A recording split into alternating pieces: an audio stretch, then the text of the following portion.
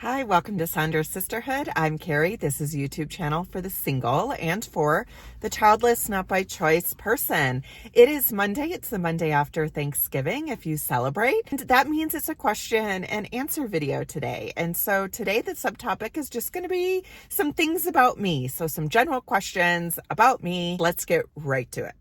What's something people are always surprised to learn about you? I think people are surprised to learn that I've never had a dog before in my entire life, not even growing up. And I got my first dog in 2020 and I chose a Great Dane.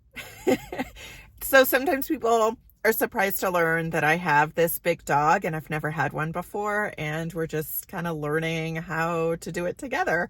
His name is Gavin. Sometimes people are surprised to learn that he has a name like Gavin because it's kind of an odd dog name. But then when you get to know him, you're like, oh, yeah, he is a Gavin. That fits him.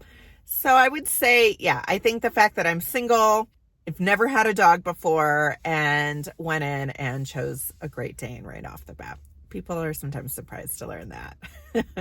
What's a small joy that instantly improves your day? I swear this isn't going to just be a whole video about my dog, but I will say snuggling with my dog, or just like, when he comes and says hi to me, that does bring me a lot of joy. Just the warmth, the cuddle, he's so soft, feeling like I have a buddy, feeling like there's somebody in my life that I'm doing life with. He helps with loneliness, but ultimately, when he decides he wants to come over and snuggle, maybe it's that feeling of being chosen. I don't know, but I really enjoy that part of my day. And thankfully, my dog's a snuggle bug, so he does it a lot. What's your favorite way to spend a slow weekend? This is a great question. I've been doing more vlogs on this lately too. It depends kind of what mood I'm in. It depends what season it is. But right now and lately, I have loved doing puzzles and reading. Like this past long weekend, what I've been spending a lot of time doing is reading, doing puzzles, and I'll put the Christmas tree on.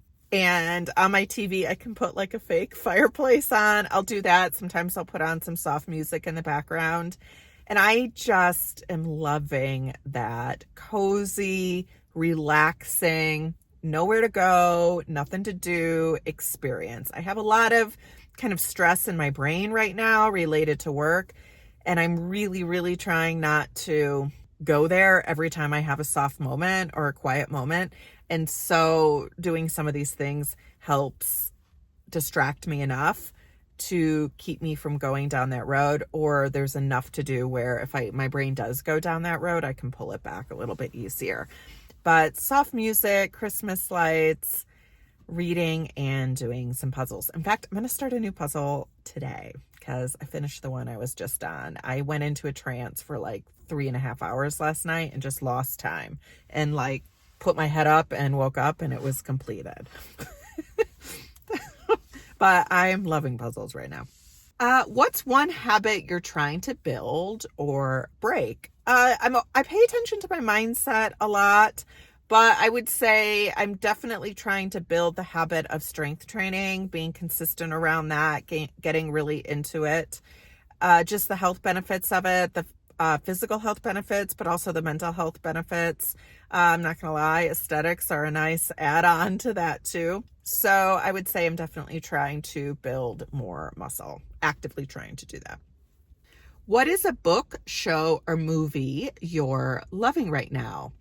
Well, I'm reading The Wedding People. I'm almost done with that. I really like that book. I feel like I'm kind of late to it. I posted it on my Instagram and I had like more responses to posting that book than any other book or any other thing recently. Everyone telling me they loved it too. And then the show that my mom and I are binging is Death in Paradise. There's like 14 seasons of it, which is just a really nice bingeable show. In fact, we put that on at night as we're working on the puzzle. Also, great British baking show. That most recent episode just ended. We watched the Christmas and the New Year's one already. So those are the shows. In terms of a movie, there's not really a movie I'm binging right now. I know a lot of people are checking out Wicked.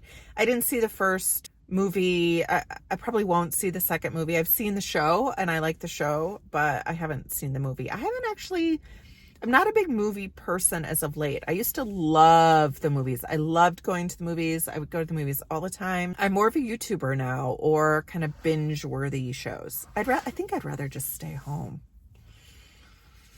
Okay, next question. What's something you've learned about yourself being over 40 and navigating life without kids? Oh, I've learned a lot about myself in this process, as any of us who've gone through something challenging and difficult typically do. I would say what comes to my head right now, and you could ask me this probably 10 different times and get 10 different answers, which is a good thing, actually. But I would say something I've learned about myself is I can rethink about, or I can think differently about what the future is. I very much spent a lot of time in my mindset in my life thinking, well, here are the rules, or like, here's how you do this thing. Here's how this thing is supposed to look.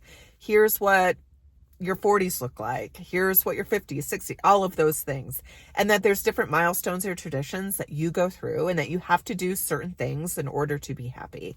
And I would say one of the biggest lessons that I've learned is life happens. Very few people have a life where things work out just perfectly. And I would say I've learned that I can reconceptualize and rethink about what happiness is, what contentment is, what aging is. For example, we might be thinking, like, when you think about your 40s as a kid, it seems very old, like you're going to have kids, married, all of those things.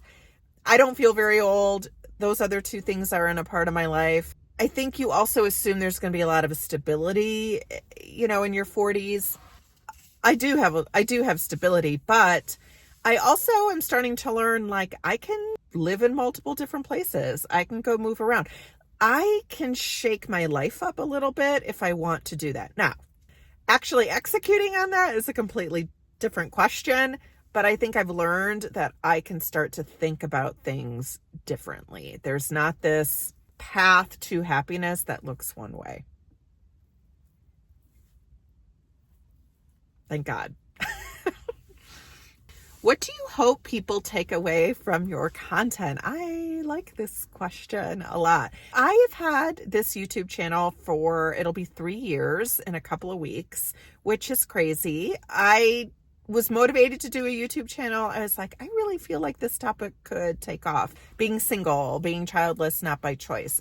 I was like, there's more people than people realize living this lifestyle. It feels very isolating. It feels very alone. It feels like you're the only one. There is a ton of grief as well. That's a part of it that's often unseen, not recognized.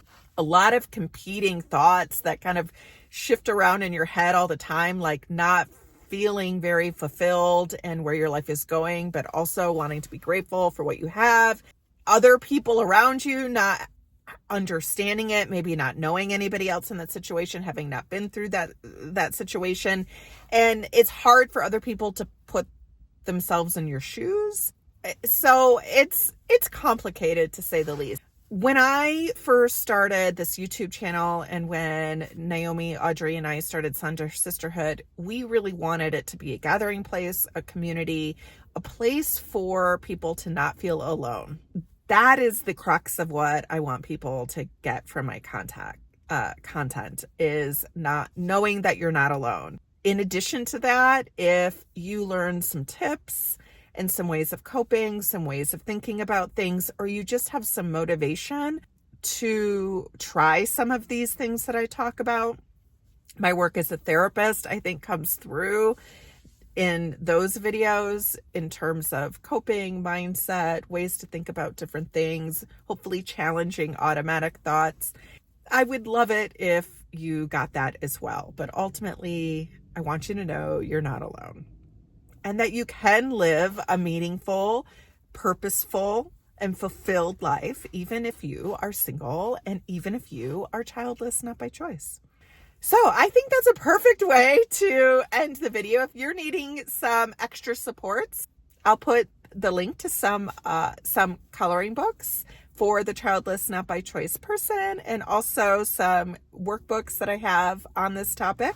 And make sure to subscribe to Sonder Sisterhood. This is a YouTube channel for the single and for the Childless Not By Choice person.